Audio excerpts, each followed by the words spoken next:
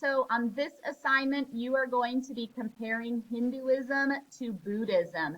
There is a graphic organizer already embedded into the PowerPoint so that you can work on that and get the pieces of that organized before you actually do the writing. Here is what I want to remind you of as you work on this. Number one, with the actual comparing elements on the graphic organizer, make sure that you're not saying things like Hinduism has this and Buddhism doesn't. If you are talking about the writings that each of them use, make sure that you name the writing that Hinduism uses and you name the writing that Buddhism uses. Also be careful with elements like the word religion. They're both religions.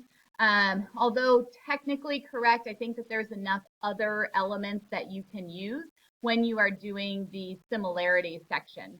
You are only required to have 2, 2, and 2, and not 3, 3, and 3 like we did in class. So that should give you a little bit more leeway.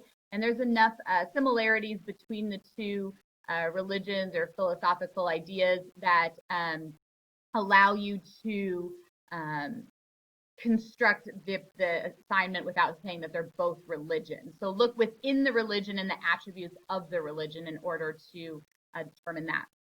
When you go to do your paragraph, make sure that you are on pages 6 and 7 in your notebook. I expect you to use this language right here. I expect that you are finding those words like while, however, whereas, but, on the other hand. This assignment for me will be heavily graded on the format in which you construct your paragraph. So make sure that you follow the order that is over here on page 6. You have your sample paragraph here as well. And you also have the comments on the one that you did for your final draft in Schoology so that you can go back to that and take a look if you want to as well.